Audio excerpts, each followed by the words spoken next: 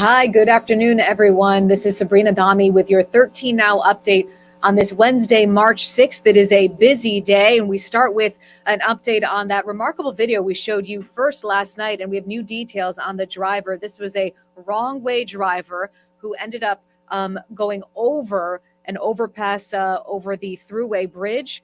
You saw this video again first on 13. This happened near exits 22 and 23. Here's the video before the car goes over the bridge and disappears. Miraculously, we want to point out the driver behind the vehicle has minor injuries and, according to police, is going to be okay. He is 84 years old. We know that, and now we know he's from New Hampshire.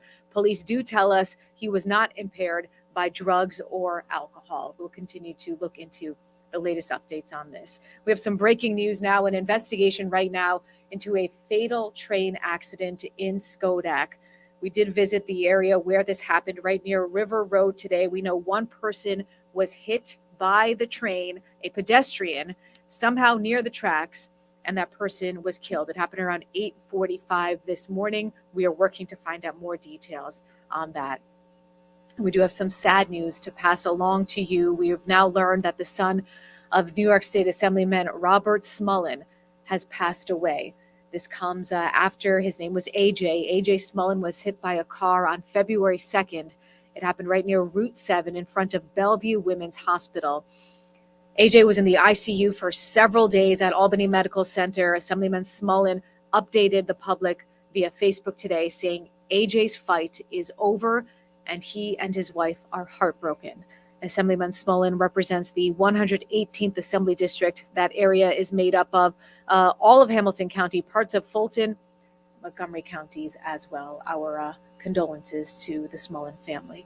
Let's get a check on your first warning forecast and bring in meteorologist Reed Kisselback. Reed, you are tracking a lot of rain, heavy rain moving in for us for late this afternoon into the evening.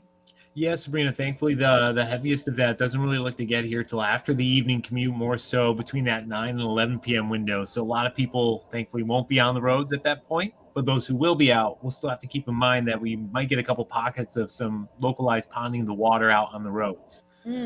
So certainly a big factor. So the good news is, though, right now we're cloudy, relatively dry. There's a couple spots in the North Country seeing a couple sprinkles in place.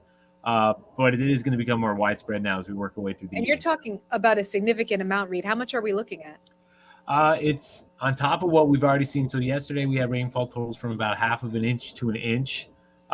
Today into tomorrow, by the time this clears out tomorrow, we'll have looked at another 1 to 2 inches of rain in some spots. So things are already a little bit saturated. It has been pretty dry, though, for the month of February.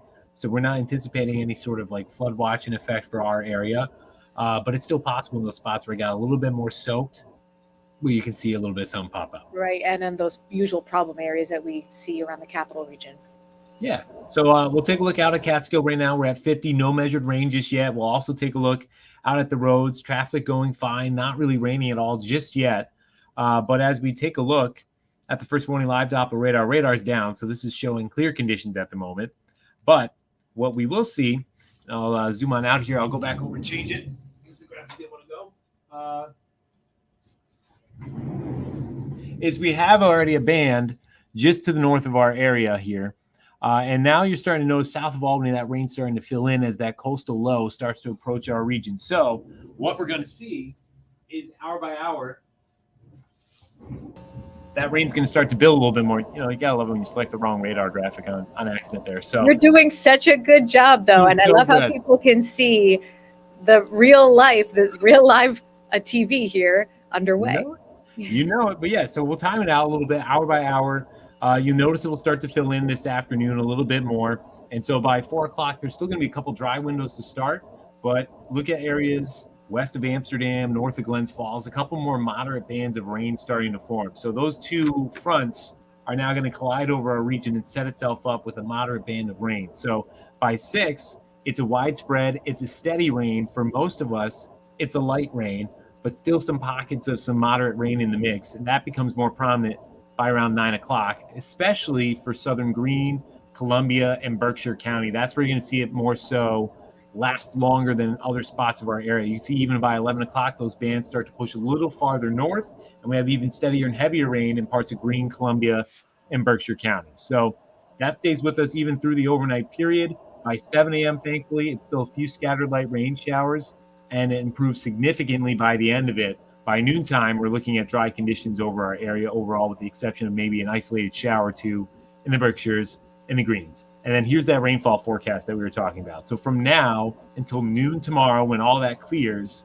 it's looking like generally another 1 to 2 inches of rain by the time all is said and done. So in particular, Greene, Columbia, Berkshire County, I would look a little bit harder in those spots to see if there'd be any localized ponding of water out in the roadways there. So tonight, 40, rain falling heavier at times. We're also going to have some patchy fog, so just be mindful of the visibility and the changing conditions if you are going to be out on the roads tomorrow. 50 for the high, rain early, then drying out in the afternoon. A little bit breezy as well, as some of that cooler air comes in a little bit here. But the 7-day planner, Friday's still the best day of the week for us. A mix of sun and clouds, 55. Saturday now in the latest model runs, having that rain come later. So you actually might be able to get through a lot of the day Saturday without any rain. Then a mix of rain and snow based on your elevation as we head towards Sunday and Monday. A little bit breezy as some of that cooler air comes in on Monday as well. Well done, Reed. For people who may have missed it, Reed wheeling back and forth between the computers to get the updated radar. So thank you for doing that, my friend. I gotcha. Fantastic. We'll get the latest from you starting live at 4. You're in for Paul this week, and you'll tell us more on the rain, the arrival of it, so people can figure out what to do for tonight. I got you covered. Reed, thank you so much. See you soon. Couple other stories we want to update you. A surprise win from Super Tuesday in the Democratic race for president, and he has local ties. His name is Jason Palmer, and there he is right there. He beat President Joe Biden in the U.S. territory of American Samoa last night. Palmer won 51-40. He's a graduate of Averill Park High School in Rensselaer County. Now a venture capitalist, he admits he has never even visited that territory. You will hear from him starting live at 4, talking about this surprise win last night, nabbing 6 delegates. And a new message just in from the Board of Education to Catskill School parents, to the school community. If you've been following this, you know there have been ongoing protests there. This is in response to the uproar over the suspension of a music teacher and the high school principal. The board says it wants parents to know it is following protocol and investigating this matter. This all started with the music teacher, Miss Stories, allegedly saying she would put tape over the mouths of students who would not stop talking. One student then says she voluntarily taped her own mouth, and the teacher and the high school principal were then suspended. The students who have been outspoken about this, along with the parents, say that this was all a joke that has gotten out of hand. They are planning yet another rally for tomorrow. That's your 13 Now update on this busy Wednesday afternoon. I'm Sabrina Dami. The latest news and weather on News Channel 13 starting live at 4. We'll see you then.